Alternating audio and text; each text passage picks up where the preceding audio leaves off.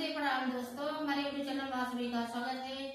एक बहुत धमाकेदार बहुत सुंदर हिट गाना तुलसी माता के विदाई के समय कुछ हुआ शादी और विदाई के समय के गीत है। ये गाना आप सबके बीच में भेज रही हूँ, जैसा कि लगेगा कमेंट में आप लोग बताइएगा।